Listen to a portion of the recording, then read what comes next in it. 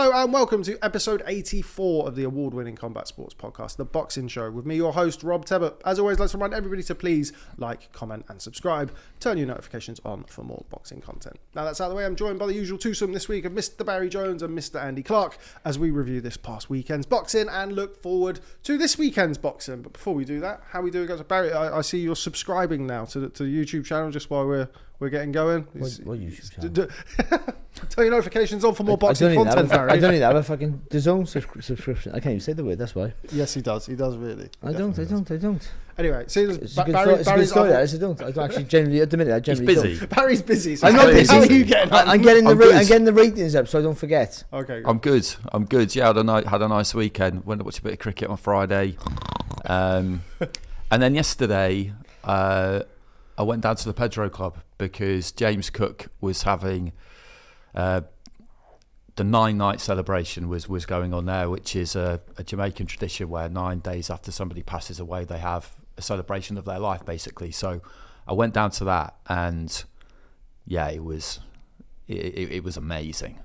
It really was. I know that area of London pretty well, and I'd been down there a few times, not loads. You know, I saw James like anybody in boxing did, and I wouldn't claim to know him really, really well, but always enjoyed his company. And you're aware of the impact that somebody's had on people's lives and the work that they've done. And in boxing, sometimes we talk about people like him, and it can take the power out of it because we're kind of used to them, these really extraordinary individuals who are in our midst.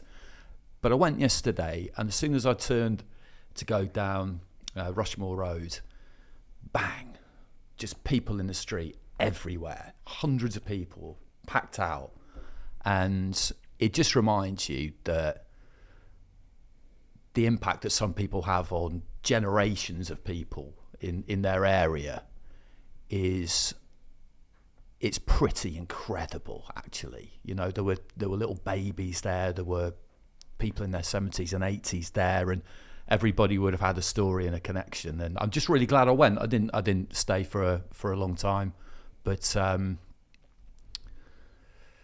yeah, it was kind of it's sad, obviously, of course, because I didn't know that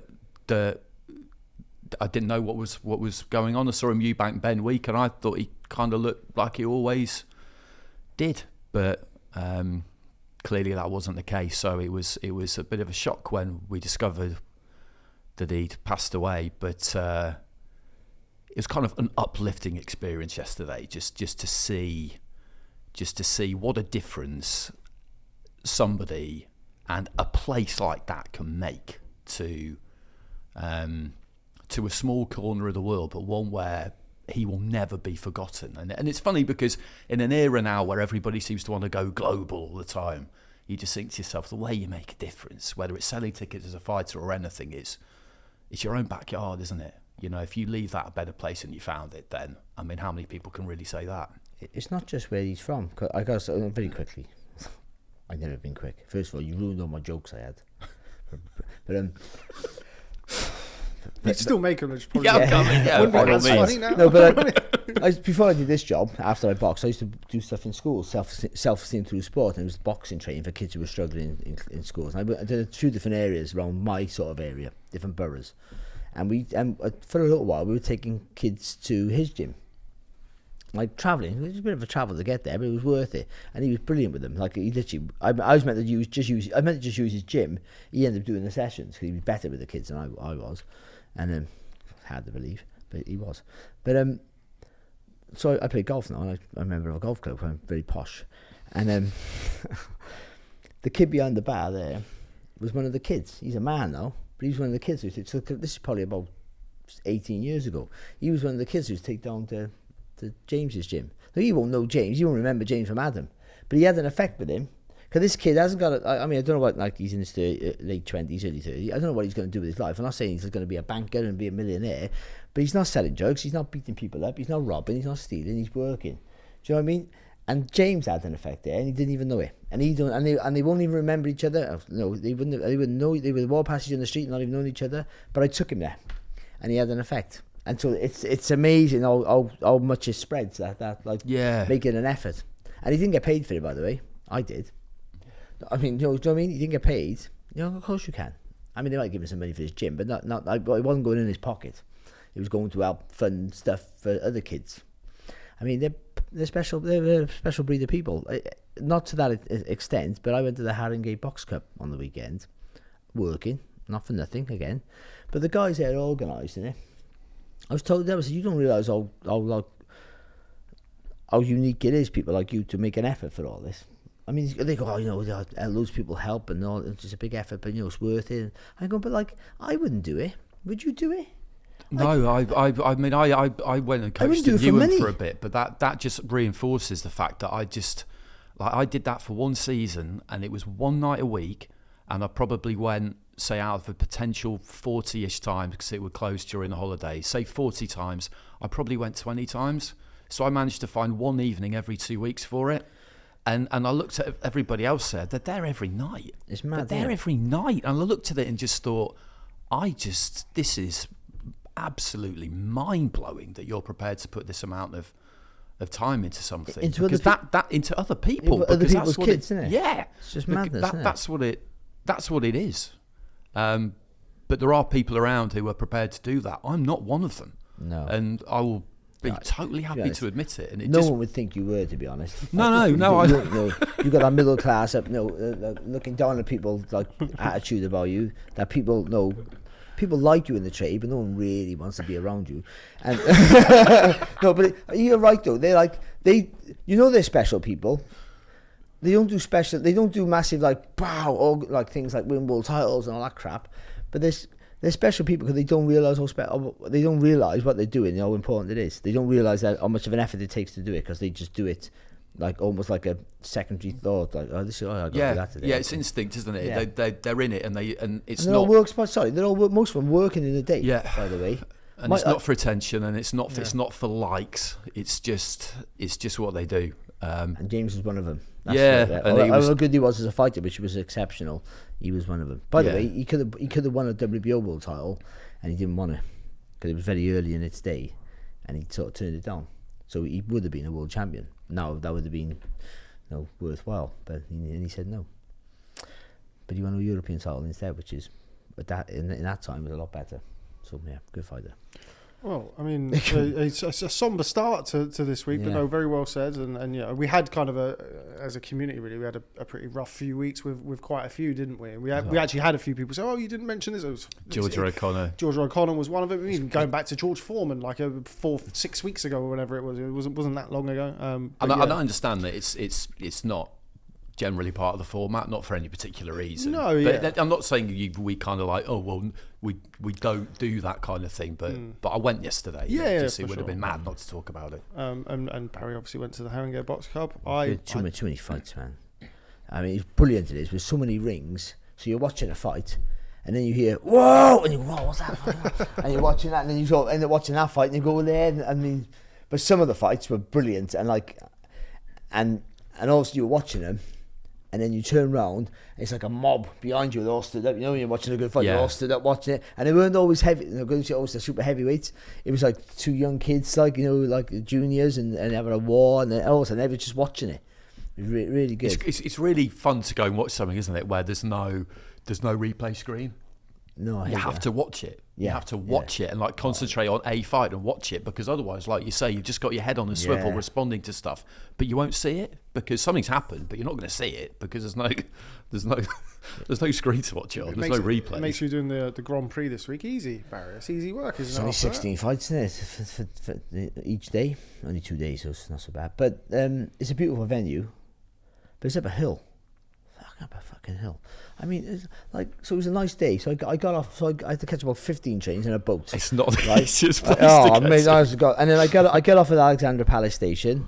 I thought it's only a 10-minute walk. I looked on the maps, it's only a 10-minute walk. Yeah, it's not fun. Get up. Fucking hell, Bill. Honestly, God, my feet were soaking. With the socks on, like that. I'm not fully DAZN yet, because I still wear socks. And is there a difference between Queensbury and Matchroom shows in that regard, though? Because if you want to beat Essex, then you don't wear socks. Yeah. But I think I think Queensbury are more kind of traditional, probably. No, they check your socks in Queensbury shows. The security don't. You can take a big knife in your bag, but they check your socks. I wonder what they're looking for. Do you need to be wearing socks? Good. You started this bollocks. No, don't blame me. I don't know how we've got onto socks. I think it's because it was Father's Day yesterday, and I got a pair of socks. Anyone get a pair of socks yesterday? No. Socks? No. Biscuits and chocolate. Oh, wicked, man! Yeah, brilliant. Good stuff. Yeah. Right, yeah, bit of a random start to well, not a random start, a poignant start from Mr. Clarke, and then we got to talk about socks and walking up hills.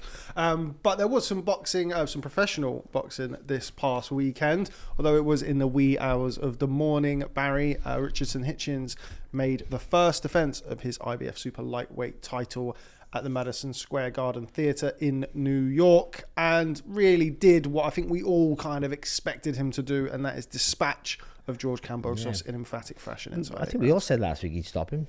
Pretty sure. I think so, yeah. I mean, it was easy for him, wasn't it? Really, the jab was. I liked it. I mean, you can always go, he could have gone quicker, he could be more aggressive, blah blah blah. I thought he just played it beautifully. Yeah, the opponent there, it was made for him. I mean, Kambosos just couldn't close that gap at all.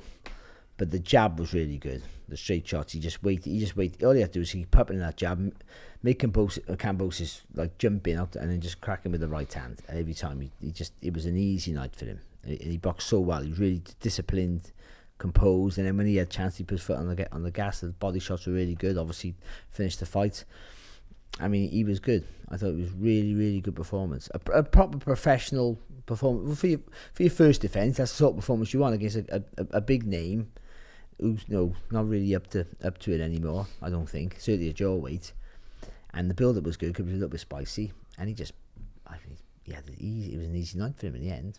So it was better than what I thought. I thought at some point Kambosos would have a little bit of success, and he never really did. Though maybe in the round before he had a little bit more success, but only more than the other rounds. I felt like, so we'll obviously come on and talk about it. I think Hitchins had a really strong fifth, I think it was, and then the sixth he went a little bit route one, where he kind of put the jab away a little bit and just tried to just walk Kambosos down, and Kambosos was able to fiddle around and stuff. But then the next round he went back to the jab. Once he kept it nice and long, it was a very one-sided fight, wasn't it? But that's smooth, and it's like when you think of the long fight, you just throw straight punches. When you got the long reach, and obviously that makes sense. But also it makes you exposed, because if you don't get the timing right, it's not speed or whatever, or your time is not correct. Then the shorter guy, who's usually quite explosive, that's their opportunity to go. You throw a jab, it's a bit lazy, or it comes back a little bit slower, or whatever, and you go, you're in. So you got to be really disciplined. You got to make sure you get it right. And his time, it wasn't the speed. His timing was exceptional for that long right hand. The way he found it, was almost like a gap in between. He almost threw the jab, and you go boom, boom. So it wasn't like bam bam really fast. He just had a little. The timing was really right for it. Almost like almost as if he slowed it down.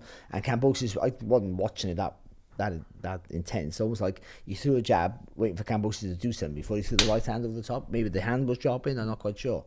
But the rhythm of it was boom boom boom boom, and Kambosos couldn't deal with it. And he got him right on the end of the shot every time.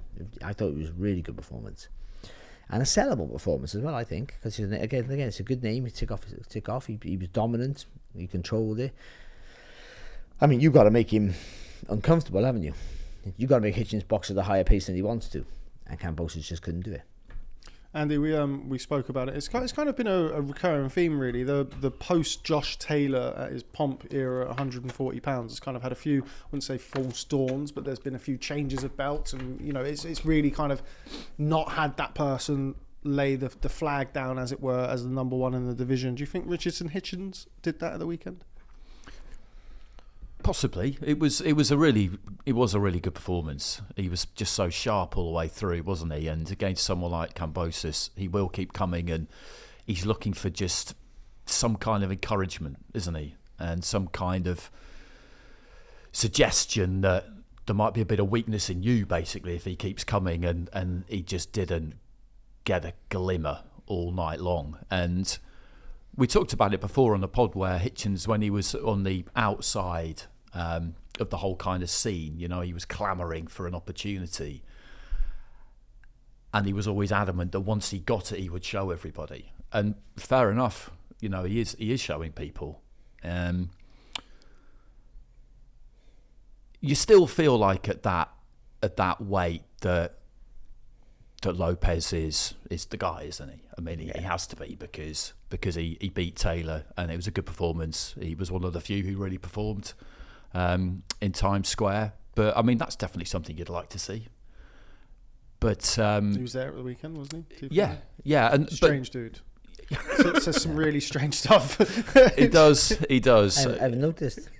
A genuinely, authentically unusual man. It's not for the likes, as we talked about earlier. It's not for the cameras. He is completely and utterly unpredictable in almost every single way, which would make guiding his career challenging, I think. But that is something you'd like to see. That's something anybody would want to watch, I reckon. Before we come on to what lies ahead for Richardson Hitchins, of course, had some very interesting things to say in the ring. I'm not sure Mr. Hearn was very pleased about that. Let's talk about George Kambosos. Of course, we are now coming on for 4 years, not quite, but just over 3.5 years removed from that brilliant win that he had over Teofimo Lopez. He has since gone 2-4 in his subsequent 6 fights, with one very contentious win over Maxi Hughes in there. Is this the end? Is this it for George Kambosos? He didn't say as much afterwards, did he? And I think that's always a decent plan. Give yourself time to go away and have a good think about things rather than make that judgment in the ring, even if in the build-up to the fight you've kind of decided, because I do think you need a little bit of time to settle. Not that it matters if you announce your retirement and then you change your mind, because anyone's perfectly at liberty to do that. But with Kambosos, what could he possibly go on to do now, which is going to equal what he's already done? That was kind of impossible, really, wasn't it, after that win against Lopez? As we've said previously, the record books won't show that as making him an undisputed champion, but realistically, it did. Yeah. You know, I count Lopez as an undisputed champion, and for that reason, I count Kambosos as exactly the same. And since then, he's done an amazing job of maxing out that massive, massive win, because he's had, out of those 6 fights, 4 have been really big fights against big name fighters for, you would imagine, really good money. But he's lost them all. And as you said, he had that contentious one against Maxi Hughes. So if he's going to stay, what for? That's always the question, isn't it? What for?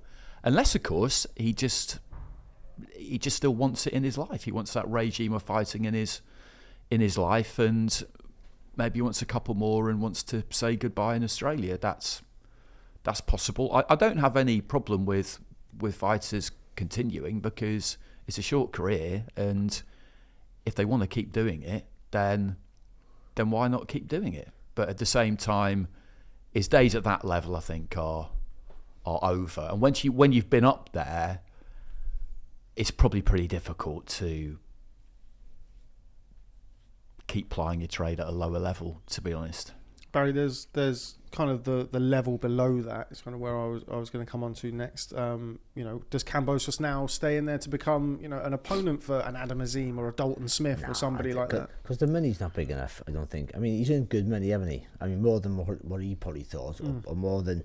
See, he got skill, but we when say what his skills maybe would have produced, but he's got a lot of skill, but at the highest level, not what others have had. So he's worked on grit, determination, application, all that stuff. He's super fit always, and his aggression and tenacity is fantastic. But no, I don't know whether he'd want to drop down. I mean, you can't to live a life below that top level while people are still doing, while you're watching all the ones above you. I can't see how you can cope with that. I think that's more depressing than retiring. I think. I mean, someone generally doesn't give a shit about anything to do that. You've got to love the sport more than I ever could. But there is a big fight with Liam Paro.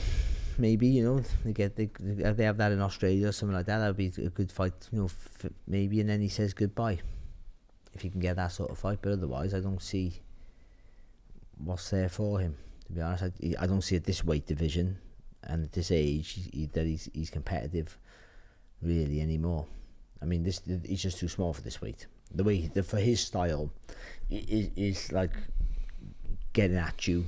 You can see, even then he slowed down that the burst of attacks. He's too small anyway. So you see how he just Hitchins just threw the jab and took a little step back and just he couldn't move anywhere. He was a sitting duck, wasn't he? Yeah, and I think but when you're down a low weight, because you're so strong and aggressive, you'll get up. You can be more intimidating. He's not intimidating as a super lightweight, so he's just literally a sitting duck and a target hit. And also when you get older, you don't explode quicker as you used to, and you can't do it for long enough. Either. If you can do it once or twice, it'll wane as the rounds go on. Or however fit you are, that's just age. So I'm wear and tear and all the rest of it, by the way. So I just think he's not going to be as effective. He might not feel that way. Fighters very rarely do. That's the worry. But yeah, I don't see what's left for him. I guess the paddle fight thing, one of those, a one fight to get back home to say goodbye for you, probably going more money because ticket sales would be really good. And that would be it, though. I don't see. Otherwise, he is going to be like cannon fodder for all the guys coming up. Because if I was Dalton Smith, that'd be a great fight. If you can't get a world title fight, get him. It's another name like Hitchins. But Richardson Hitchins, him, like as good as he was, I'm still not sold. Like I wasn't sold on him before, and I'm still not sold on him now, 100%. I gotta be honest. I mean, I wouldn't if I was Dalton Smith, I wouldn't be scared of fighting him. That's the truth. I mean, he's a hard night because he's technically good and patient, but I still don't think he likes it when he's forced to rush his work. So I'm not saying Dalton can do that because Dalton's quite measured with his work as well. But I mean, I still think there's gaps there. 140 pounds. We've got Gary Antoine Russell, Albert Puello, who boxes Subriel Matias in a brilliant fight in about a month's time. Then of course Richardson Hitchins and Teofimo Lopez.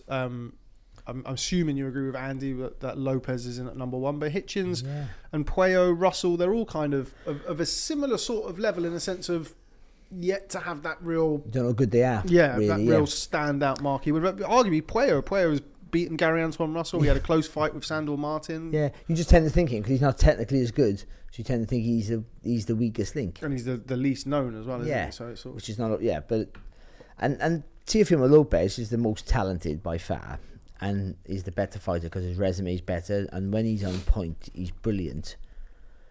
But there's no middle ground with Teofimo Lopez. He's either good or shit at that level. You know what I mean? He's one or the other, isn't he? There's no, you don't mess around, to be fair to him. You don't mess around. He either turns up or doesn't turn up.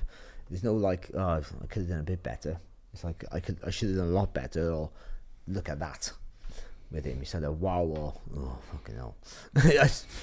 So, because he's just so unhinged, isn't he? I was going to say something I didn't want to say there, but yeah, he is, though, isn't he? He's just like, as you guys mentioned, the character that he is. I think that's what he is in the ring as well. Yeah, we always say it, don't we? Like, more often than not, anyway, your personality will be reflected in the way that you fight. Like, it's a big thing. Andy, not me.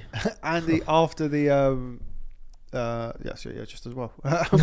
after the fight, Richardson Hitchins, as is often the case, had a microphone stuck in his face and asked, "Who do you want to fight next?" Very quick to let everybody know that he was now going to enter into free agency, contractually, promotionally. That's it. Basketball, is it? What's the other ball? Which did not please Mr. Edward Hearn, who of course is promoter at Matchroom and has promoted him for his last probably half a dozen fights, perhaps something like that. Certainly took him to a world title. But it would seem that in Richardson Hitchins' mind, there are a lot of options for him. But according to Matchroom and Eddie Hearn, certainly if he wants to be boxing on a Turkey Al Sheikh card, it will have to go through Matchroom. It seemed to be quite the explosion really after the fight. There's been some quite strong words used by Eddie Hearn, referring to the snakes that Richardson Hitchins has around him and rats, and when you're hearing stuff like this, doesn't always indicate the most harmonious working relationship between them. No, it doesn't. And yeah, I saw that reply from Eddie on social media. I think as I came in this morning saying that he'd had a conversation with Turkey Al Sheikh and he'd been reassured that it would go through him if Richardson Hitchins was going to box on a Saudi card. You get the feeling that things are quite hard work for Eddie Hearn at the minute, because there's just something quite often, isn't there? I'm not saying his fighters are all complaining about him, but it does seem to be quite a hard road for him currently, where you think about, I think about times where I've seen him at press conferences. Eubank Ben week was a tricky week for him. He's got Eubank doing his thing at the press conference. Reno from the Ring magazine kind of fired off when he got up and spoke, and I think most people understood that was mainly aimed at Eddie, I think, and allegedly. You know, he's a big boy. He can soak it up. He can soak it up. Absolutely, get that guard up, and just wait for his opportunity. But it's not something you need as a promoter, is it? Really, after a big win, to have somebody coming out with stuff like that. And there's been quite a lot of it around, and not just aimed at him, but there's been quite a lot of it around in the last couple of years, because fighters are seen, I think, almost look at the Saudi operation and think, do I even really need a promoter? Why can't I just deal with them direct? I'm quite sure that, whether it's in this situation or not, I'm quite sure there's a lot of other managers going, you don't need a promoter. Don't worry about the promoter. Don't need a manager either half the time. No? I mean, just need a good lawyer. It's a funny thing with managing and promoting, because like, I'm not. I should be on the side of the fighter always, but I'm not. I mean, so Eddie made some points about the money he's lost, though they might be on the ticket sales, but not. You still got the TV money, so I'm quite conflicted with him. I sort of understand and agree with him, and also go, well, come on now, like, I'm losing money, or I'm risking money by putting the shows I'm not earning, but he's risking his life by getting in the ring, by the way. So it's a big. I'm quite sure. And he said, "I took his own budget is quite, I would imagine." Yeah, so so he might not. I mean, he probably not selling any tickets, but he already gets the TV money up front, doesn't he? So he's not losing money. I don't know this. I don't know his business, but I expect he's never losing money. Otherwise, he wouldn't promote him anymore. I think he's savvy enough for that. But he is right, though. I've helped you. I've developed you and put you where you are, but also, like a good trainer, you're only as good as your fighter. Like, as a promoter, you're only as good as the product you got. So, it's your job to make him more marketable, or her more marketable, and it's his job to keep winning fights, or her to be winning fights. And, and you've got to meet in the middle. You've got to help me sell you, do something. I mean, that sort of stuff. But easily, you can also, I understand that, like, you were ever thankful when I signed you, and now you're getting a bit of a name for yourself, and people around you. You can't blame the people around him, it's him. They're around him, but he's letting them around him, or he's asked them to come around him. Whatever it is, it might be a peer pressure or family or whatever. I don't know, but he's a grown man, so he has to be him, not no one else. Him, and he's the boss. Yeah, you got to like push him away or not push him away, and your life's your life. But so with Eddie Hearn, I might be like, I sort of understand. I agree with him a little bit, but all this promote, like I always say that all the time about the fighters. See, if you say like you promote yourself. But you got to put the money up and take the risk of losing on a show. If you're especially big name fighters who got money, you can do it. I could never do it. I don't have no money, but like you can do it. You got the money to invest in yourself, in your show, to sell it, and then you get all the profit. But the risk is not worth it, I don't think. So I think having a promoter is very important and very valuable and needed, unless you genuinely think you can do it yourself. But then do it yourself. Don't cry and moan about it. He can't, because he's not a marketable product yet. So Eddie's helped him out there and engineered him, but he still fought for it. So it's the fighters kind of, he's risking his life and he's fighting. He's doing all the work. He's doing all the training. Eddie's doing his job. Okay, he's good at what he does. And he'll argue that, well, if I lost that fight, I wouldn't have got a hold of you. I wouldn't have this. Like, fighters is a short career, as we always talk about. So you can see the two ends, can you? Quite understandable. But all this, what I don't like is promoters and managers more now than ever before recently. It's like the storyline has to have them involved all the time, and like, you want to build a fighter when you're talking more like, well, they go Justice Honey, that clip on DAZN. Don't sack me, but like we're not on because the story now and everything is so much about the promoters and the people who know about. Let's see what their reaction. I mean, and that's what maybe everyone wants to see that, but like, we want to see the fighter get up. Or you know, whatever. I mean, it's like, who cares? I don't care. I as a boxing fan, my personal thing about everything, I don't care what Eddie Hearn says. He's good at what he does. Like Frank Warren's good at what he does, and so is De La Hoya and whatever. The good luck to him. But I just want to see what the fighter's doing. And ultimately, I don't care what they say. I just want to see him fight. That's the truth of it. But no, I know social media. I mean, we're involved more in everyone's life on a day-to-day basis. But like, who cares what their argument is? This shouldn't be public. It should be behind closed doors. And Eddie really is really the senior guy, I would argue, should let Richardson shout and scream about it, and behind closed doors go, well, mate, you signed a contract, whatever I don't know what you're moaning for, because look what I've done for you. You could tell him, I've done this for you, and you ain't going anywhere because you got a contract. So, like, carry on, say what you want. But that's what it'll be. And also, because quite often as well, I would say some promoters, you'll go on other shows and they won't like. I know Frank Warren was my manager and Sports Network was his old company, my promoter. So Frank never took any money off me. He might have took it from source, and I wasn't getting fortunes. But he could have argued at the end of my career. He could have gone, listen, Barry, you owe me 25% your last 6 fights. I never took anything off you. So before you retire, weigh me in. But he never. No, is that a nice thing? I would Probably say. Forgot you're going to watch this. You're going to get invoice. no, but he could have. He could take every last penny if he wants to. It's his right to do that. But he knows he's the manager. He's the director of the promotional company, so he doesn't need to take it. So you got to be a little bit like weighing up, and also you got to be realistic what you're worth as a fighter as well. All it's like, I should be getting minute. Why am I top of the bill in Saudis? Because fucking no one knows who you are, mate. Or you don't sell a ticket. Or you're not a heavyweight. I mean, that's how it is. It's just so. I think everyone needs a reality check. But certainly, all this arguing unless they do it just to sell. But I mean, it makes why are promoters more famous than boxers? Yeah, there's a whole kind of soap opera that's built up around. Sorry, I know you talk maybe, but and it might be valuable for other people, but it's not for me. That's my personal preference. That's all. Sorry. No, I'm the same. But there is a market out there for it. People do enjoy it. They enjoy the back and forth, and there's a whole scene there that seems to be getting bigger all of the time. A lot of the stuff you see on social media now, it will be somebody's reaction to something or their reaction to something that somebody else has said.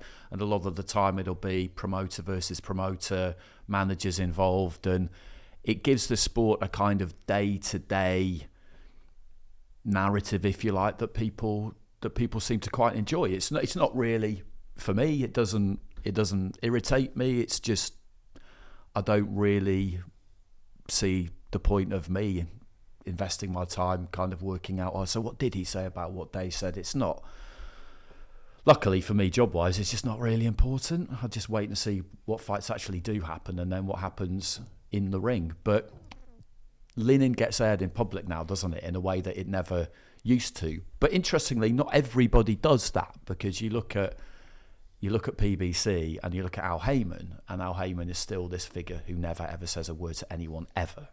So it's not like he's done all right as well. It's not like you have to do it, but then at the same time, it might depend on what kind of orbit you're in, because they are a slightly closed orbit, aren't they, basically? Whereas everybody else, there's a bit more of a free-for-all going on. And when Eddie came on the scene, young guy, really, really good talker, great in front of a camera, capable of hosting his own press conferences. So that's another development that we've had over the last 10 years. And people saw what he was doing, I think, and felt like, I need to be able to do that. I don't think Frank ever felt like he needed to be able to do that. Frank Warren, he's been around too long, and he'll be involved more sparingly, but he does still feel the need to be involved from time to time. But if you're new, then I think you look at that and you think, I need to be part of this. I need to have something to say. I need to be doing these interviews, when I would argue that a lot of the time you're probably better off just not bothering and just getting on with things. But I tell you so, but also, as much as I say all that, it's all about the fighter and they risk their life. I would say steering or directing or managing a fighter's, I don't say manage because the manager go, I manage that. Steering a fighter's career, a talented fighter's career, is a very difficult path. And when they know what they're doing and they get it right, then that's when they earn their money. Promoters, I mean, like Kawasaki Kawasaki, the way he got him right. No, he was as brilliant as Joe was. He wasn't a sellable product for a long time, and the way they got him right. And also, I would argue with Ed, it sounds easy, Anthony Joshua, but the way he engineered his career, if you break down his fights, who he boxed, you still got to do it. I think he got the right fights at the right time and all that. I mean, that's not an easy task. That when you're selling, with the peer pressure, but not peer pressure, with the pressure of the public demanding more, and you got to give them more without giving too much so the fighter gets smashed to pieces, without still maximising their potential earnings and blah blah blah blah blah. There's a lot goes into it. So to think you can just promote yourself. Yeah, we were talking about this. It's not an easy thing. We're going to have to move on, guys. Sorry, Andy. Really sorry. Because we don't have a packed show this week, but with that in there, we've talked about a lot of stuff around the show. We've now running out of time to talk about the stuff that we do have to talk about. Andy, I know that you're going to be excited to talk about what we've got coming up next. Andy Cruz with a win over Hironori Mishiro this weekend. Now, ahead of the fight, I tried to find Hironori Mishiro on the various platforms that you would find these guys, and I couldn't find him anywhere. I couldn't even find a fight report, and that to me perhaps indicated that he wasn't going to be necessarily of the level that we'd expected. Sort of he competed in and around that Japanese domestic level, but without those kind of stellar names that we see some of the the bantams and super bantams have. And he looked pretty out of his depth pretty quickly against a master in Andy Cruz, who now moves himself in line to challenge for the IBF lightweight title with a dominant 5th round stoppage win. Yeah, he made pretty easy work of it, didn't he? And it's been good with Cruz because you never quite know how somebody's going to translate. Notoriously or historically, it's difficult for Cuban fighters because it's such an enormous upheaval they have to make, because you have to defect. You still have to do that, and it's very difficult mentally, emotionally, and physically too, to adapt to pro boxing when all of those other things are going on and everything is so different. But he's done it, he's done it well. He's done it really, really well. And what you wonder with somebody like him is, will the opportunities open up, or are you going to find yourself in a kind of log jam where you're having fights that aren't really doing too much for you, and then you're not challenged and you can stagnate, or you can get distracted, and then it can go a bit wrong, can't it? But that hasn't happened because things have worked out. Things have worked out, and now he's going to get that world title fight. I think that's why they went the IBF route. Yeah, I mean, could they have really predicted what was going to happen with that? I mean, and isn't Eddie quite strong with IBF? Yeah, but the IBF are pretty with everybody, aren't they? Yeah. It's kind of like the reason why I suggested. But he goes that route, doesn't he? I mean, that may be one of the reasons. Certainly, when you've got like a fighter we've already talked about, in Andy Cruz, who there weren't going to be a huge amount of people lining up to give him an opportunity, particularly when you consider when Eddie signed him. If you remember, they announced the signing on the same night as Canelo Ryder, Guadalajara. When they signed him, all of the play at lightweight was elsewhere. You're not going to get. There was talk about him boxing Keyshawn Davis and Javonte Davis. Was on ESPN, top rank. Exactly, yeah. So you weren't going to get that. So going down the IBF route, one thing that we do know from the IBF is some of the bloody challenge over Claudio Square, who got a world title fight, is if you get in there, you win the right belts, they will call the mandatory. Yeah, which does make them a good option. If you're somebody that nobody's going to give a mandatory to, then they do enforce them. So if that was a specific strategy, then it was a good one, because that's what somebody like him needs. Because in a lot of ways, as big a name as he was, turning over from the amateurs, being really, really good, but not in your own right a big ticket seller, sometimes can be the absolutely worst thing to be. Yeah, we've seen it countless times over the years, haven't we? Always is the worst thing to be, actually. Guillermo Redondo, another Cuban. Yeah. probably the most obvious. Yeah, he's the best last, example. Isn't he? of the last of 10 or time, 15 probably. years. But looked well at the weekend. Every black fight in the 50s. Yeah. Pretty much. It's like that, isn't it? It's just like you're just frozen out, aren't you? Because you're just too dangerous.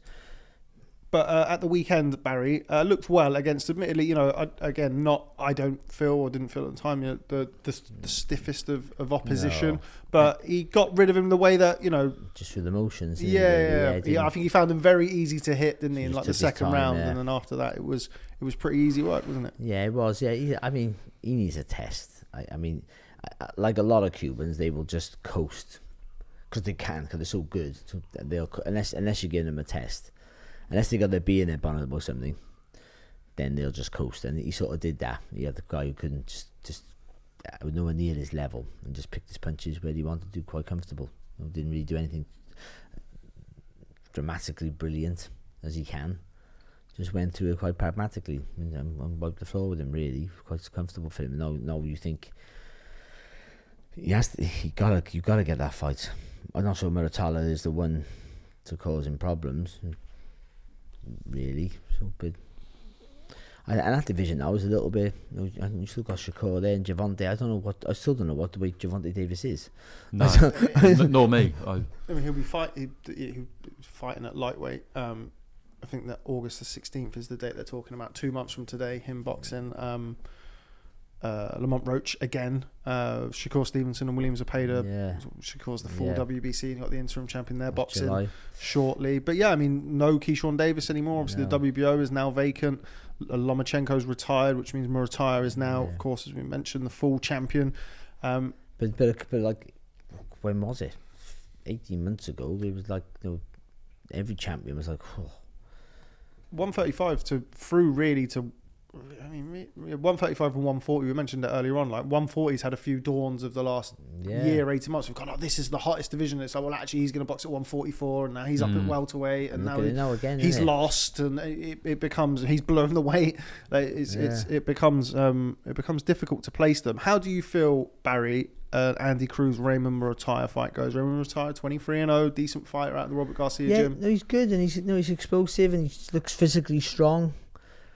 But I just don't see it. With Cruz, you got a guy who can move so well, but can push you back. I just think he struggles. I don't Cruz. I don't think Cruz struggles. I don't think he walks through him, but I do think he beats him quite convincingly. Andy, what have you made of Andy Cruz's development? I guess he's had 6 professional fights now under Bozy Ennis. This weekend was, I think it was his second or third stoppage in those fights. How do you feel he's progressed? How different is he, or is he different from the Andy Cruz that you saw in the amateurs? He is different because you have to be different, because the difference between amateur and pro boxing has narrowed since they brought in the 10-point must for the scoring, which was post London 2012. It came in for the World Championships in 2013, and that has made it more like pro boxing. But it is still a big difference. And as Barry describes it, to win a fight in amateur boxing, you have to hit the target. In pro boxing, you have to hurt it. You have to punch through it, and you get more people doing that in amateur boxing now than you did previously. But still, I feel like the difference is significant. And Andy Cruz, watching him in the amateurs, he would just hit his opponent so regularly. It was absolutely ridiculous. He would work in this kind of tight semicircle around them, and they just didn't have a chance to do anything. And he could do it for 9 minutes without drawing breath. But he wasn't this flighty fighter that people think in people's mind. No. He was nothing like that, was he? So no, he wasn't. He wasn't suited, wasn't he? He was. But and all he needed to do was just kind of just sit down on his shots, as people describe it, for just a split second longer, because he was just on you all of the time. And he was never up on his toes, bouncing around the ring and flying all over the place. He was never that. So I think he's transitioned pretty well, to be honest with you, because that volume is still absolutely there, and the engine is there as well. I don't feel like they could have done that much better with him up until that point, because when you get somebody like him, I think as a trainer, it must be great, but it's also kind of quite difficult, because how do you look at them, or what exactly is it that you look at and feel like you can improve on? How do you change him without changing him? Yeah, exactly that. Exactly that. And that's why sometimes it doesn't always work out, does it, as well as people think it might for really, really top amateurs, because how much better can they actually get? Can you change them without making them worse? Whereas if you've got somebody where you feel there's a lot of room for improvement, then it's maybe a more straightforward job. It doesn't make it easier, but it's the goal, and what you feel like you need to do is more obvious. Whereas with him, it's just kind of like, well, I mean, what am I going to do with this guy? Salah said that to me years ago about Rigondo. He said it was just difficult to train him because he knew everything. And he said he was he was great in the gym. Like he wasn't arrogant with it or anything like that. But he's like, it's just hard. He's like, because he knew so much and he was so good. Same with me. Yeah, and if you're trying to tell him this is what you need to do, the Cardiff Rigondo, you might find him looking back at you, Couldn't tell a ticket. and you can tell in his eyes he's looking at you, just thinking, "Says who? You? Yeah. And you know more than me." Okay. But also, it's like, I think what you were saying is really a valid point for almost every amateur now, because no one turns pro. Very few turn pro at 21, 22 anymore. It's always mid-20s, where you're more set in your ways. yeah, ingrained. Well, Lewis Richardson, now people were criticising his, I thought, good performance for his debut. That he's too light on his feet. He'll slow down. He'll settle down a bit, but also you can lose what made you what you are. You've got to try and adapt a bit, but not too much to lose what you got. We go back about all the other fighters, the pro fighters who've done it and tried to adapt their styles and lost their magic. So and also the older you are, the harder it is to change people, because they've done it for longer. Obviously, common sense, but it's a real difficult thing. And when someone who's been so brilliant at what they do, to say you're brilliant at what you do and you're brilliant, you're excellent, and we've signed you because of that, but can you do this? What the fuck you on about? Like, well, I'm like the best at doing that. You want me to go and do something else? But I would say with Cruz, he's been punching as an amateur. He's punching with gloves where you make a fist like this. Now he's punching with gloves where you make a fist like this. Yeah. No, do you know what I mean? So those gloves in amateurs, you can barely make a fist in them. And so now with the smaller gloves and being able to turn his hands over them because he's making a proper fist, you'll get the better impact. You don't need to change him, do you? It's just training him for longer fights, longer distances, and the stamina and things like that. That's all it is. I'd put a tweet out after the fight at the weekend. It's a shame he didn't come around 5 years earlier, isn't it? Cruz against Lomachenko. All of the amateur stuff on the line. Two absolute stylists. That would have been the one. In my house, it would be like this. Yeah, it's just like that. But anyway, even if it had come along 18 months earlier, we could have seen it. But yeah, 5 years ago when Loma was in his pomp as well at lightweight, the best version of him. Oh no, but then Loma's too small for lightweight, so I'd be like, nah. It would have still been one to watch, wouldn't it? Maybe Cruz could get revenge for Rigondo, who they dragged up 3 weights. And it's great as well, isn't it? Well, I'm sure we're all on the same page with this. It's really, really good when a top level amateur comes into the pros and they really do the business, like Lomachenko, Usyk, to name a couple recently. Rigondo as well. You know, people like forget that fight against Donaire particularly, but he was absolutely we did that tremendous, because you have quite a lot of people in pro boxing who they do want to see the top name amateurs fail. This is the pro game and all the rest of it. I remember the outpouring of glee almost when Lomachenko got beaten by Salido, even though Salido blew the weight. And then punched him in the dick quite a bit. Yeah, and it was really close. But a lot of people seemed absolutely delighted that he lost that fight. I'm not really sure what that mentality is all about, to be honest. But it's great to see someone turn over having done what he's done and be able to adapt. And it shows all the kids we talk about, like what Fabio Wally's done is great. But I mean, that's not the exception to the rule. Yeah, the importance of learning your trade, whatever it may be. But it's like for top class amateurs, have learned their trade, how to box properly, the fundamentals, things that you need to make you a better fighter, and that just reinforces it for people like us. Don't they go, this is when your guy has done it from day one properly and becomes the best. Look how much when he turns pro, it's a piece of piss. Not for them, not for me. They're just brilliant, aren't they? And that's when you need them. And also, those Olympic champions, you need those to help our sport grow. those. They bring a the they bring a poster fan boys base. and They do, like myself. Rounding the weekend's action off, a win for Terra Moana. Still the hat trick from Diamante, still brilliant every time he introduces him. Terra Moana. With another first round stoppage win. Real handful, that guy. I don't want to spend too much time on it because we've still got a few bits to get through. But yeah, I would like to see a step up now. I was thinking perhaps Big Hulk next for him, or Konstantin Dovbychenko. Just basically two big units from Eastern Europe, get in there and try and give him some rounds. But a lot to like about Terra Moana. I think he's going to be a real handful as he moves through the levels. We mentioned his name just briefly there. Nonito Donaire back among the titles at 42 years young. Picked up the WBA interim bantamweight title. They've got 2 world champions already. The WBA at 118 pounds. What's one more between friends?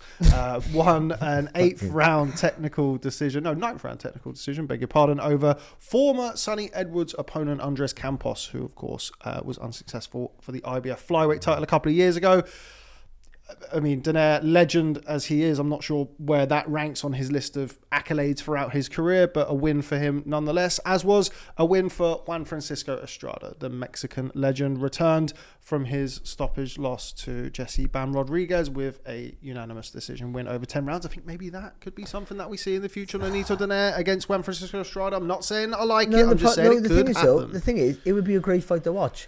That's the thing about it. And we'd all watch it. We'd love it. It'd be a really good fight to watch, but you go in like, boys, come on. How about this for you? Nonito Donaire defends his WBA interim bantamweight championship of the world against Roman Chocolatito Gonzalez.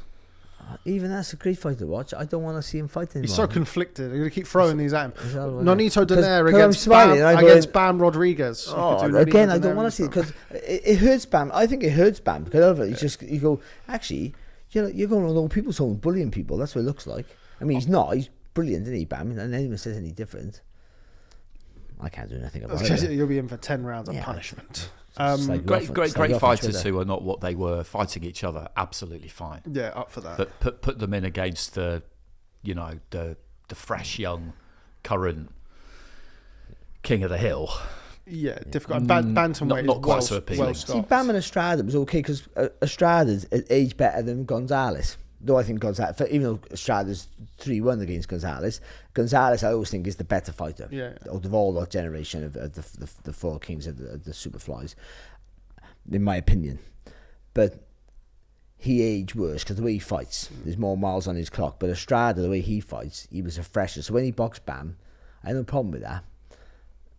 He was still a reigning champion at the time. Yeah, and he was still good. He was good on the night, by the way. I was ringside. It was beautiful to watch. That was great. I was there. It was wicked, wasn't it? It was fun. It was good. Very good. Yeah. Phoenix is like the Belfast of America, isn't it? For that's atmosphere. my favourite non-Vegas place to watch boxing is Phoenix. It's the best, man. That's because it's a 40-minute flight from Vegas. Anyway,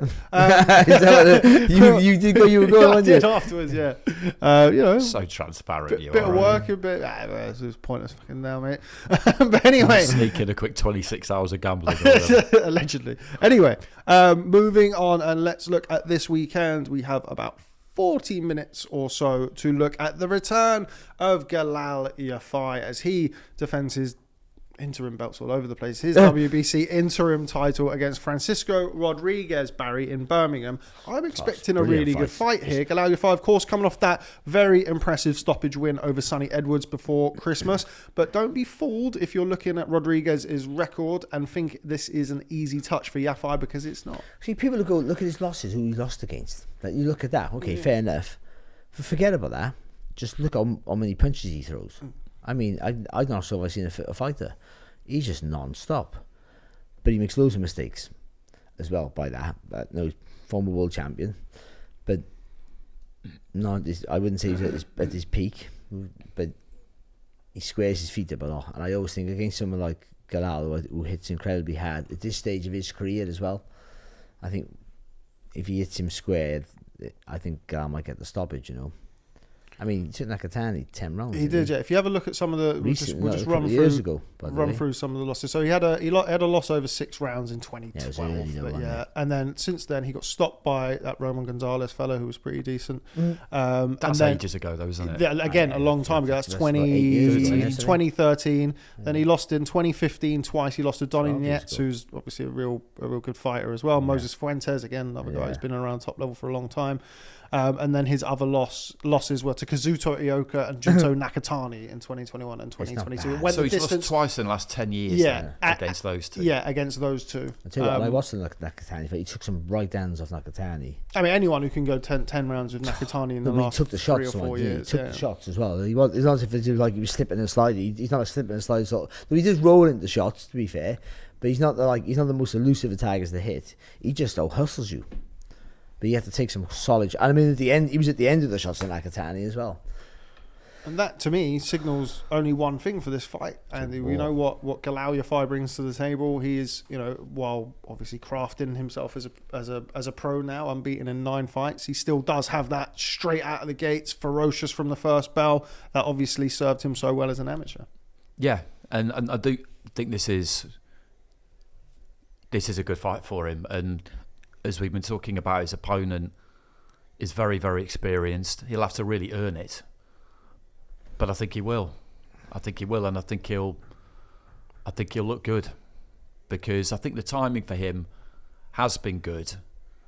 Turning pro off the back of an Olympic gold medal is always a sensational thing to be able to do, and they got him fights over the longer duration quickly, and the performance against Sonny Edwards last time out, you couldn't really have asked for much better. I know most of the attention afterwards, I think, pretty much did fall on Sonny, didn't it? Because of the things he said in the corner during the course of the fight. They were unusual, so they merited quite a lot of discussion. But what actually happened was whether he had hit that night Sonny, which obviously he had, where it was one too many. He was still, as a former world champion of a recent vintage, he was just taken apart. He was coming off the back of, again, another fight. On the undercard of where we were at. Yeah, he come off a pretty comprehensive win. Admittedly, it was stopped because of a cut, but something that Galal and the Yafai clan were quick to point out afterwards. This guy's just beat an ex-world champion, stood him on his head, and now everyone's saying that he's finished. Yeah, he was good. He was good, Galal, that night, really good. But this is a different style, a different fight for him, because he's going to be in with a guy who throws more punches than he does, who's going to meet him head on. I think it's going to actually the most interesting part. Who's going to get the centre of the ring first? Out of them two. I mean, they're literally going to be like sprinters. Like it'd be like one of those cartoons where it's just all smoke and like question marks going everywhere. Like it's going to be one of those, isn't it? Just dust and teeth. Yeah. Tasmanian devil type thing. And then she stood up at the end. It's a brilliant fight. It's a brilliant fight. It was a brilliant build, and it got a bit. People are disappointed with the McGrail fight when that fell through. He's still fighting, of course, but a pretty good, which we'll come on to, a pretty good replacement. Yeah, and but it at the top of the bill on its own, it is a brilliant fight, and it's not an easy fight for Galal. I do think he come through, and I wouldn't be shocked if he does get the stoppage. Cause I think he hits really hard, Galal, and you got a guy who will square his feet up in front of him, but a guy who takes a good shot. So it'll be a statement if he does get the stoppage. But I think you'll win, but you'll have to work for it. I mean, you really have to work for it. And as a boxing fan, it's a fantastic fight. But not the easiest one to take, and particularly you look at the rest of the champions in the flyweight division. Anthony Olasquaga, who I thought was, to be honest, very fortunate against Hirota Kaiguchi in his last fight. Kenshiro Taraji has 2 of the other belts. Masamichi Yabuki. He has his belt. Yeah, he has the WBC. He has the full version of the WBC. He's got a fight fairly soon, hasn't he? Yeah. And WBA. And he's got the WBA. But I mean, even below that, you look at Yankiel Rivera, former Matchroom as well. He's just signed with Jake Paul and MVP.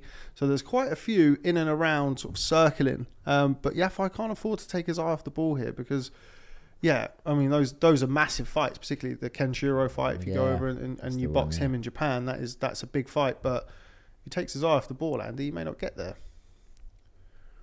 Yeah, absolutely. But he's more than aware of that. And I think when you when you achieve what he did as an amateur, and you know what the expectation is when you turn pro, and you know that in the lower weights it is more possible to move quickly, then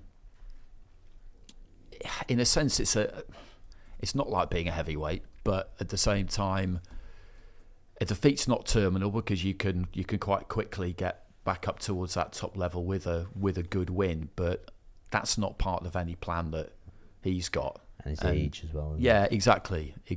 And that means that you don't have time for too many setbacks. But I don't really see one at the weekend, to be honest. I think absolutely, like I said, he will have to earn it. Nothing will be given with a guy like this. But at the same time, I do think he's better. And I don't think he'll go in there with any kind of complacency at all. I think he'll just go in there brim full of confidence that if preparations have gone well, that he's in a very good position to do what he needs to do. Kenjiro's boxing Ricardo Sandoval. Sandoval, that's it. Yeah. On that When's that? July the 30th. End of July, yeah. There's another Sandoval, isn't there? He's like a light welterweight. And when I first saw that the other week, I saw his name. I went, God, he what? put weight on. Serious? Like I think he was tall for his weight, but he's not that big. Tall for his weight, it's 5'5". Good little card that as well. So Antonio Vargas, who's one of the other WBA bantamweight champions. Yes, plural. But he's boxing Daigo Higa, which would be a good fight. Yeah, okay. But Galal's and I think what you mentioned about he was matched for like 10 rounders really quickly, and I think that'll help him against a guy with loads of experience. He knows he can fight at a high pace for long periods of time, because he's going to have to. See, having this fight, if you sort of done loads of 8s and 6s and you stopping people all the time and never really gone a distance really, and then you come up against this guy, then Rodriguez Jr., and all of a sudden you're like, he's going to make me work hard for every round. You might be panicking at round 8, round 9, when you might be winning, but thinking, fuck, he's not moving.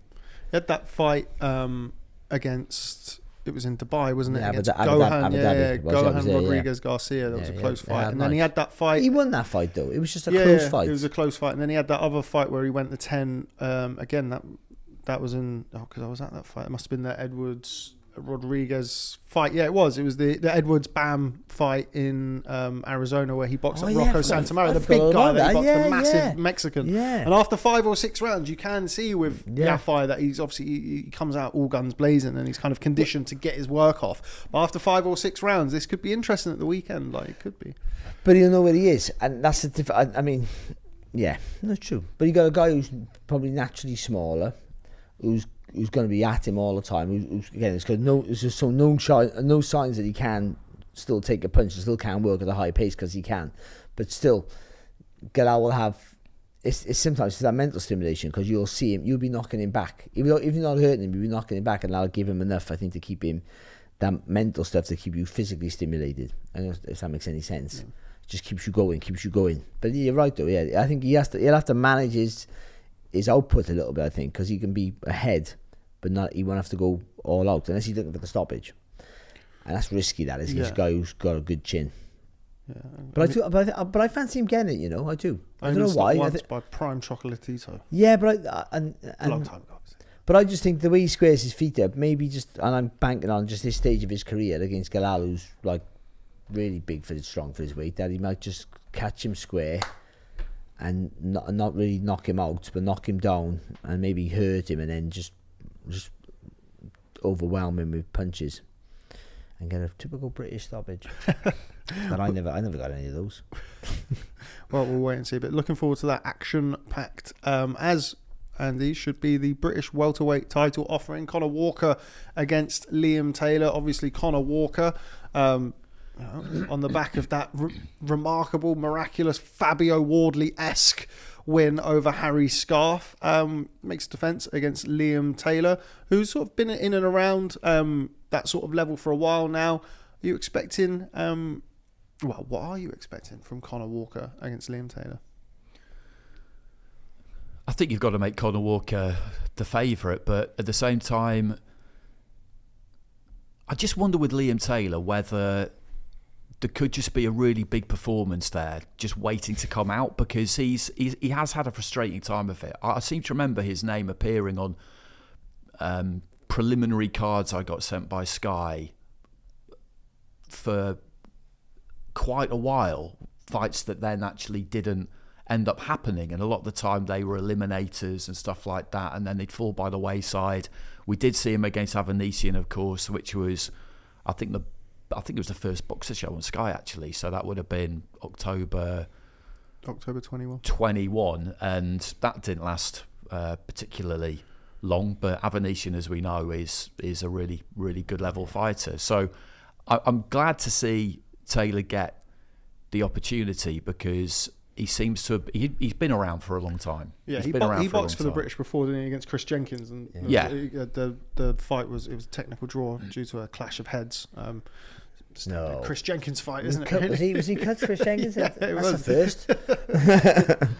But yeah, you're right. He has been sort of in and around that level. Yeah. It's not quite come off for him, has it? No, it hasn't. You do look at this though, and you think with Conor Walker, and as you would if you're in the Conor Walker business, with some of the wins that he's had recently. Certainly all looked lost against Harry Scarf last time out. He's thinking about, can I get up there and challenge here?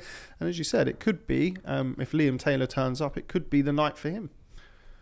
Yeah, I think it's possible. You just wonder sometimes.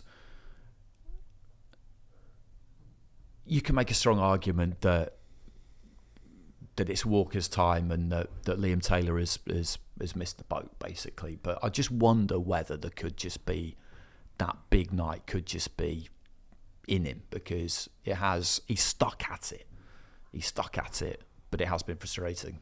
I think it could be also because Conor Walker's, that Crocker fight, I thought he nicked it. Yeah, it was close. I can't argue about it, but I thought he nicked it. And then he would have been boxing Paddy Donovan for the interim world title. And if that would have been the same situation, where then he could potentially be boxing for the world title next. They're talking about maybe that fight's going to happen, possibly for the IBF title. So his mind could be, a bit of luck, and look what I would be. But I beat Harry Scarf, and I was getting outboxed and all that, but I still found a way. It's a 12-round fight for a reason. Don't matter if you're 11 rounds behind. He wasn't quite that, but he was way behind. Then, as long as you find a way to finish the fight. And so this sort of fight, you think this is the fight, just tick over here, and then I'll get the winner of Donovan and Crocker, maybe. In his mind, that's how you work. Because you belong there, really, and this is a step back. And it could be that fight where Taylor just gets that big win, because Taylor's been in fights where he's been at a good level, where he's been earlier on. I did quite a few of his fights for and he was doing quite well. And then something, and also if it was the middle of the end of the round, the fights, he just fade a bit. Something would happen. He just couldn't find that extra gear to get the win. And you just think, or perform was good enough to really oversell himself. You just think maybe this is his time to just do it, otherwise he just sort of disappears, or whether he just haven't got it in these sort of fights where he just hasn't got that extra gear. And against someone like Walker, he questions that very quickly. He can be outboxed, and I wouldn't be Taylor, tall, long, and punches neat and correct, might be doing quite well early, but you've got to keep Walker off you all the time. Walker's only downfall is he's not a massive puncher. His style, if he had a big punch, then he would just be an absolute. He's a nightmare anyway, but he would just be avoiding like the plague. But you can't have it all. But his work rates and his chin are tremendous, and so he's willing to walk through shots to take one. I think his movement's getting better as well, and he'll learn off that Scar fight that you have to be. You can't leave it that long. You have to you've got to learn to close that distance quicker and be more effective when you're close to the target. And so I think that fight probably helped him become a better fighter. We'll see. I think on Saturday. Hello. If you're Liam Taylor though, Andy, you're surely looking at that fight going, I can do that. I can keep it long, and you would take a lot of confidence out of that fight. Surely, if you're in the Taylor camp. Yeah, I think so. Because, as Barry said, he is that kind of technically correct fighter. It's just whether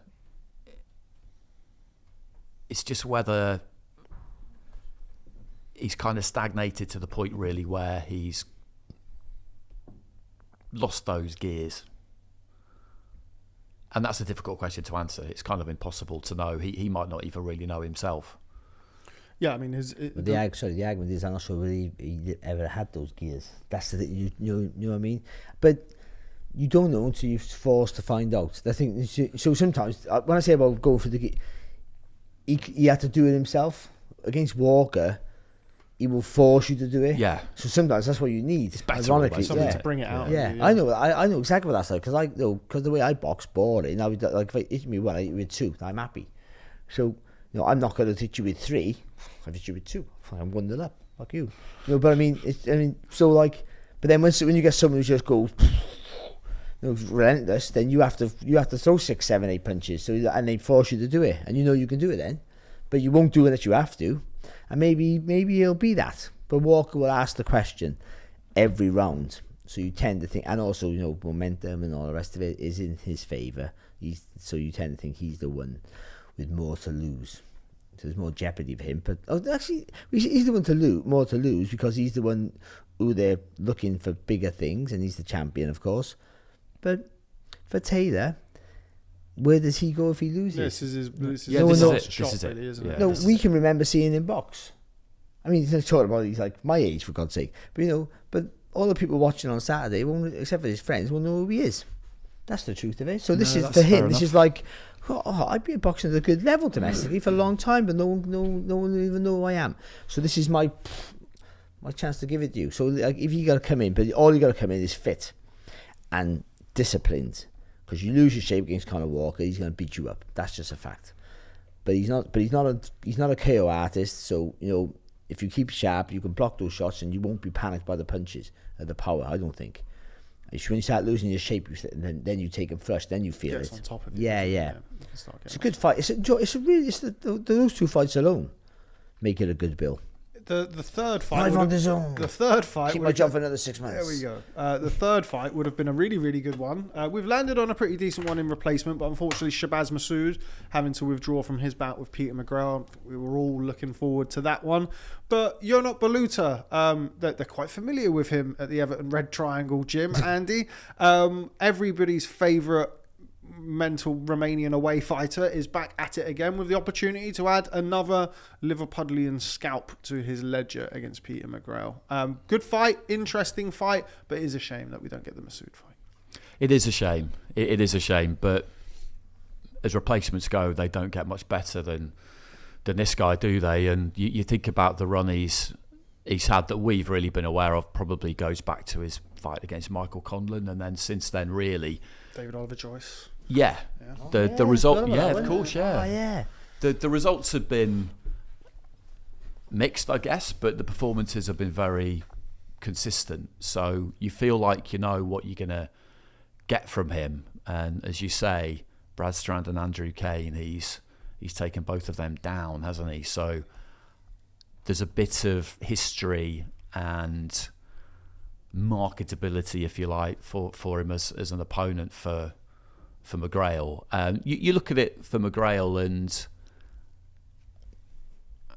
he is a good replacement because of what he's done recently. But at the same time, how much upside is there for McGrail here, really? How much credit will you get for beating Baluta? I'm not... In the trays is one thing. Yeah, I think he gets.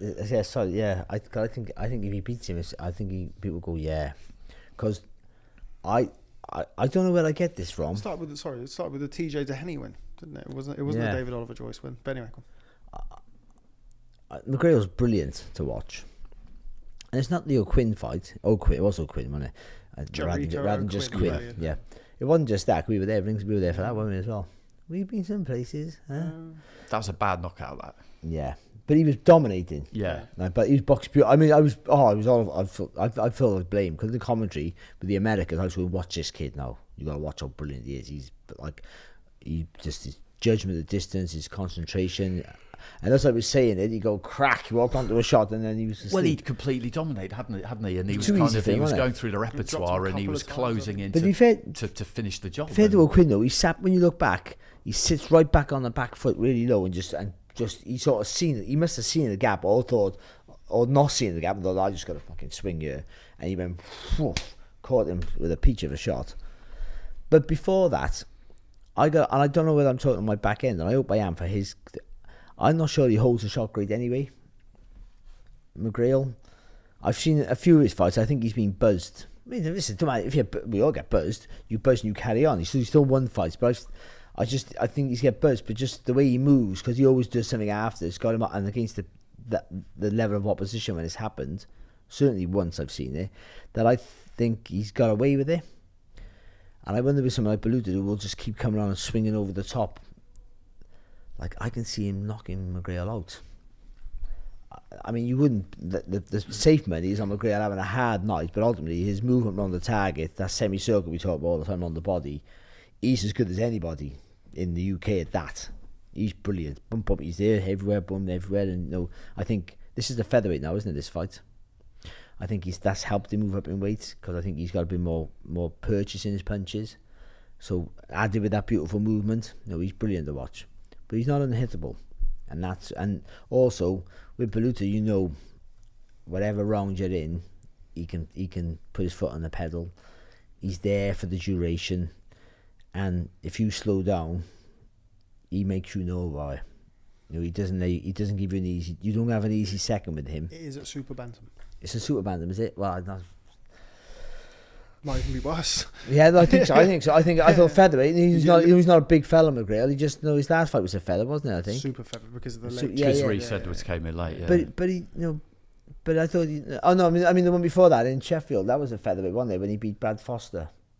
No, it was at super bantam. Was it? Oh well, I'm talking bollocks. That's all right. We'll take it all the way there. £4. Take it. It's not for us. Though, it's a big difference, by the way. I thought that was a feather. I thought he looked really. No, really so strong. he's pretty much been. I mean, some of his earlier fights sort of 124 and a half, 125, but once he's sort of been around not titles, but boxing 10 rounds. To be fair, if he boxed, I know Reece Edwards coming late, and it was a close fight. Like good fight. I thought Edwards just nicked it, but that's maybe the Welsh in me for the. But I mean, but it wasn't. No, I mean, there was no argument about McGrail winning it. It was a good close fight. But if he's boxed a super featherweight, that's way obvious. I give him more credit for that fight then, because super featherweight, even though there was late nose for Edwards going up to super featherweight. If you are a genuine super bantamweight, I know that because that was my career. Yeah. But it's difficult. So that's good going. That is, but you got to say he'll win. But there's so much danger in this fight. And I mean, danger enough for the promoter to go, as brilliant as he is, technically, I'm not going to waste my time on him anymore. This is the cruelty of the sport, by the way, where they just go, knocked out by him a couple of years ago. Baluta catches him, can't be Baluta, who's the gatekeeper. A very good gatekeeper, by the way. Not quite Kiko Martinez type, but it's similar sort of what we were talking about earlier. I mean, it's different, but it's also the same when we talk about Richardson Hitchins. If McGrail can win this and he looks good and he stops Baluta to the body, all of a sudden he's this guy can do this, and if he doesn't, it'll be when he walks past behind us, well done, mate, no problem. Yes. And that's just the cruel, and that's not that's a sport. That's just exactly it's life. But he's brilliant, isn't he? When he's flowing, he's brilliant to watch. See, being brilliant to watch, not always exclusively the same thing. So, but he's technically brilliant to watch. He got up there, the good coach, and the corners calm. They give him the right advice, and so everything's in his favour to get it right. But I just got this thing in my head. I can't get out of my head. I don't know why. That his chin doesn't hold up, and when fighting someone like Baluta, I always think, at some point, he's gonna swing over the top. He's gonna catch you, and usually. When you're moving back, because he'll throw and keep coming at you. Yeah, it's all that awkward, jittery. He's difficult to read, isn't he? Massively, Baluta. Great away fighter. Like he's got to be one of the best away fighters we've had for in this generation. Yeah, he's been brilliant. We had a super featherweight. We had a super featherweight called Afi DeJelty who came over for a little while. I beat him actually, and I said, just get that in. I beat him. That's the end of the story. Because I ran away. No, but all he beat like 3 other super featherweights, like Charles Shepherd, some good fighters, and Dean Pithy. Around my time, they were like the top 3, 4, 5, 1, 2, 3, 4 in the country, and he was just stopping them all because he's real dangerous, awkward style. The left hook you couldn't read. I remember he hit me in the body in the 11th round. I was winning the fight. I mean, the air went out. If I didn't have good legs, I ran. I'm joking. I fucking ran like around the ring. It was ridiculous. And he was like some sort of cartoon. But it saved me. But so you get him now and again. They turn up and you think, why would you put your prospect against him? Like, because you want to know what they got, Yeah, and you think you can be up. But so Baluta, by the way, can be our boxer. I think you got to be smart with him and not try and get too greedy. I think McGrail might have enough smarts there. But I mean, when you think about this build, you sort of look and you go, when the Masood fight got called off, takes the shine off it. I don't know. We're talking about it now. I think it's a fantastic build. Yeah, I think it's a good little card. And you've got, if you look at some of the other names on the undercard, some of the other named prospects, admittedly, still on the ascent, so working their way up. You've got Ibrahim Spider Suleiman against Brian Phillips. Kind of know what level he's at and in and around that sort of area level. Giorgio Vizioli returns. Hamza Adin's back. Aaron Bowen. Pat Brown. Like, they've given plenty of room to the next gen. What do you think of that Vizioli kid? Looks very good. Looks it looks as though, potentially at least, they could be trying to build something between Ibrahim Suleiman and Giorgio Vizioli as a potential fight in the future. Similar sort of levels. Super feather come lightweight, both of them. I think that could be something that they may look to build in the future. I got a feeling one's going to... I think they're both really good kids, but one's going faster than the other one, I think, in my opinion. I'm not saying they both don't get there. I'm not saying that, but I think one's going quicker than the other one. Vizioli's been talking about Kamel Moten, of course, like the next one off the conveyor belt in the Mayweather gym out of Mayweather Promotions. I think there's been sparring stories. We all have a bit of sparring spice, don't we, Andy? But yeah, Giorgio Vizioli seems to be one of the prospects that's earmarked, at least from this generation. Yeah, it looks that way. You can kind of tell, can't you, when they're in the early stages as to what the expectation level is on them from the promoter in the way that they talk about them more than anything else. And he does seem to be in that bracket. Okay, right. That is all we have time for on the UK, but we will, to round things off, talk about the world title offering this week. A full world title, yay! For Brian Norman Jr. against Jin Sasaki. Happens, I think, on Wednesday morning. I think it is. I don't know where we're going to watch it. I was going to say that. Can't watch it. No, well, the top ranked deal with Sky is unfortunately. Can we blame Andy for that? We can blame him. I'm not sure it's his fault. well done, And. Yeah, you can. Yeah, it doesn't need to be his fault for us to blame him. You can try. Yeah, it's you fine. can try. It has been. It's been difficult. It's been like. I mean, as there always is, there's always boxing on. And the last few weeks we've had, like, the Nakatani fight was difficult to find. This is going to be difficult to find. There's the Abdullah Mason fight, would have been the Keyshawn Davis card. That had to be, other methods were sought out and used. So yeah, it's a shame because, particularly for us who sort of have to watch everything, it makes things a lot more difficult, doesn't it? But talking about the fight itself, a really good fight I'm looking forward to, Barry. It's I still think that I don't think people, I include myself in that, really know an awful lot and know enough about Brian Norman as of yet. Good, I do. I mean, again, because they were talking about the names around him, and mainly Boots Ennis, and he priced himself and asked for silly money for the fight. Tend to go, just be happy for the fight. It's a fight you're going to get battered in. This fight he goes in underdog, but he's a good boxer. He got plenty of power.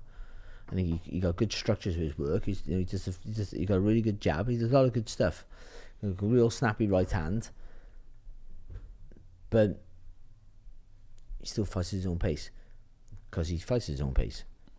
But what's the Sasaki? Yeah. Like, you can't miss him. You could hit him with your eyes closed. Literally. But he's relentless. And he can punch as well. He's relentless. Yeah, sorry, can you hear my stomach? I could hear it then, yeah. I heard it then, yeah.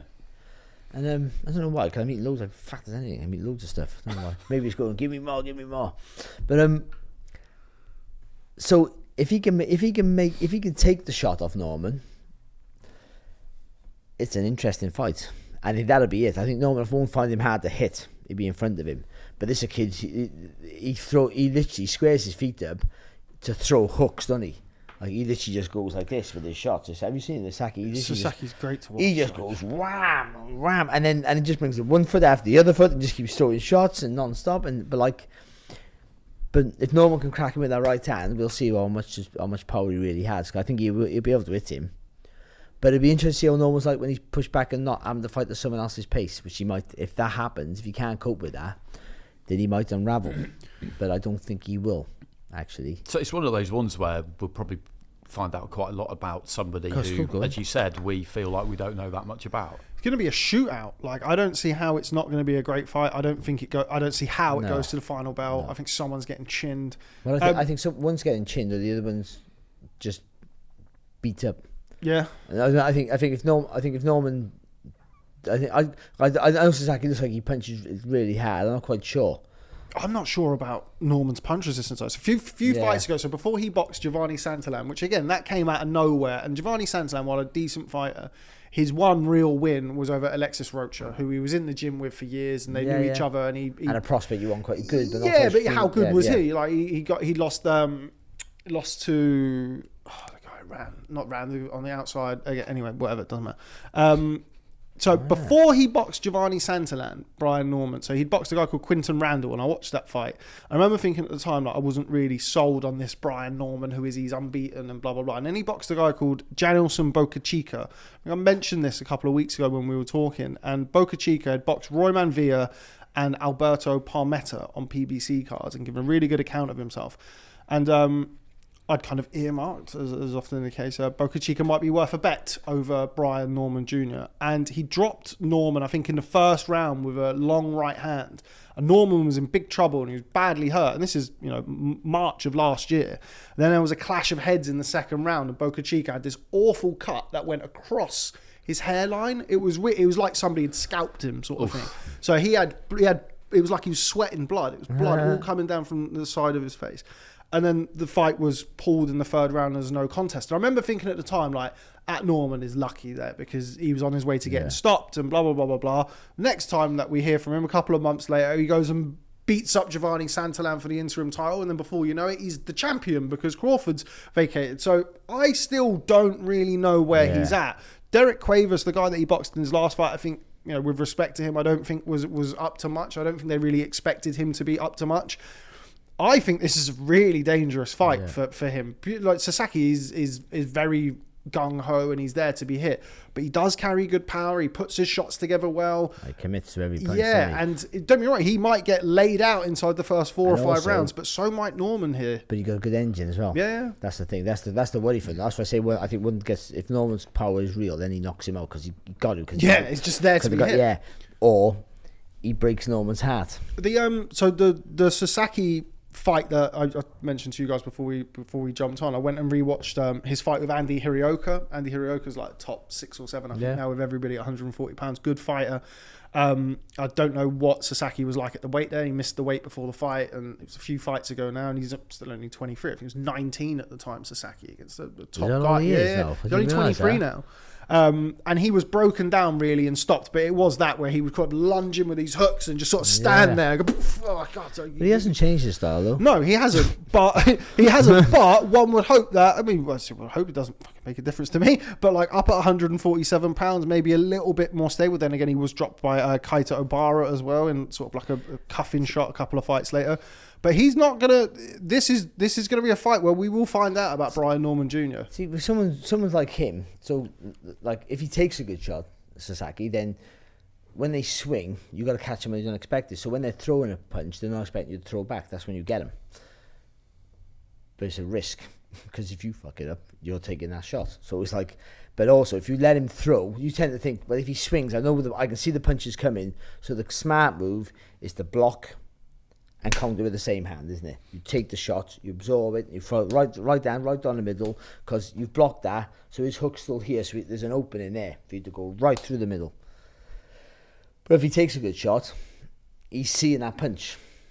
So you got to get him when he's throwing, when he's squaring that foot, when he's bringing that back foot forward, and he's going, rah! Then you get him because he's not really focused on what's coming back. Then you get him, and then you whip his head around the back of his neck. And then you drop him or hurt him and knock him out. And if you have power.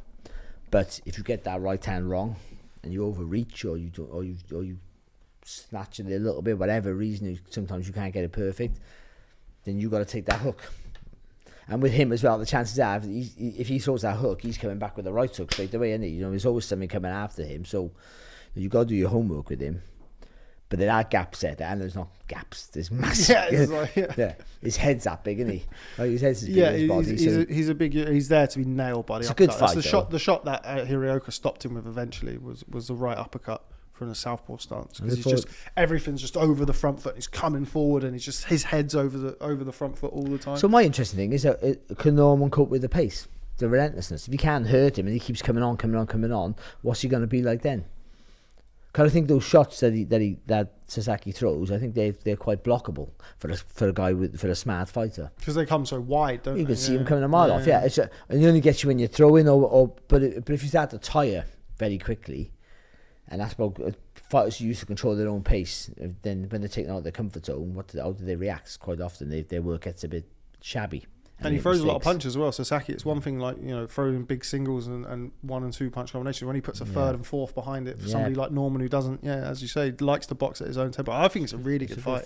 I think Sasaki is there to be hit, but if you don't hit him, he's going to hit you. And I think we're going to find something out about Brian Norman. And that's the kind of equation that. Well, personally, I always really like. They will be expecting to win as well, the Sasaki camp. Yeah, they haven't brought him over to lose. They'll look at him and just think, all right, brought Norman over. 27-0, but you turned pro young, so you've had a lot of fights. They've kept him good and active since he turned pro, which is really important for anybody, but particularly if you turn pro when he was, about 18, he must have been. Yeah. But they will look at him and feel like, and they'll look to those experiences you described in recent fights, and they will just feel like this is not a very substantial record here. It's good on paper, but it's thin. We can expose this guy. That's 100% what they'll be thinking. Whereas Team Norman will be looking at this fight as the one where he dispels those kinds of doubts, and one of those two things will end up being true. You think, wouldn't you? And I wonder how Norman's going to cope with, he almost had the Boot Tennis fight, which whatever the money would have been, but it's a massive fight, isn't it? I think he's being paid well for this, but not. Yeah, but the whole not the same. Yeah. And also, I don't know about I don't know if that's still a thing anymore. The arrogance of American fighters being better than everyone else. Yes, I'll go to Japan. Go to Japan. He's not a bantamweight or a flyweight. How good can he be? Do you know what I mean? Like that, you can be, it might not be how good he is, but I've never met a Japanese fighter who's not tough.